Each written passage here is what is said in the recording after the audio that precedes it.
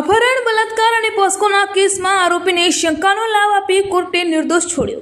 સચિનની સગીરા પર બલાત્કાર ગુજારી ગર્ભવતી બનાવ્યાનો આરોપ હતો। પ્રેમ સંબંધ હોય ભાગીને લગ્ન કર્યા હોવાનું પ્રસ્થાપિત થતાં કોર્ટે શંકાનો લાભ આપ્યો હતો। સુરત તારીખ 31 સચિનની સગીરાનું અપહરણ કરી બલાત્કાર અને પોસ્કોના ગુનામાં કોર્ટે આરોપીને નિર્દોષ ઠેરવતો હુકમ કર્યો હતો। સગીરા પર વારંવાર બળાત્કાર ગુજારી ગર્ભવતી બનાવ્યાનો પણ આરોપ હતો।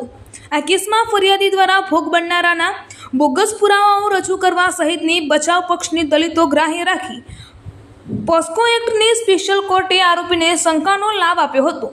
મૂળ બિહારના સદરે આલમ ઉંમર 40 વર્ષ વિરુદ્ધ સચિન જીઆઈડીસી પોલીસ મથકમાં અપહરણ બલાત્કાર અને પોસ્કો એક્ટ અંતર્ગત ગુનો નોંધાવ્યો હતો।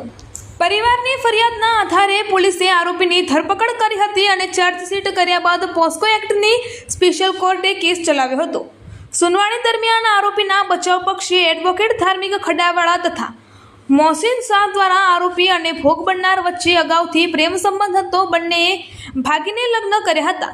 આ કેસમાં ફરિયાદી ભોગ બનનારાઓનો સગો પિતા ન હોવા છતાં ખોટી રીતે સગો પિતા હોવાનું દર્શાવ્યું હતું। ભોગ બનનારાઓનો જન્મ દાખલો પણ બોગસ રજૂ કરી ઉંમર પુખ્ત હોવા છતાં સગીર દર્શાવી છે સહિતની દલીતો કરવામાં આવી હતી। અંતિમ સુનાવણી બાદ કોર્ટે બચાવ પક્ષની દલીતો અને પુરાવાના આધારે આરોપી સદર આલમની શંકાનો લાભ આપી છોડી મૂકવા હુકમ કર્યો હતો।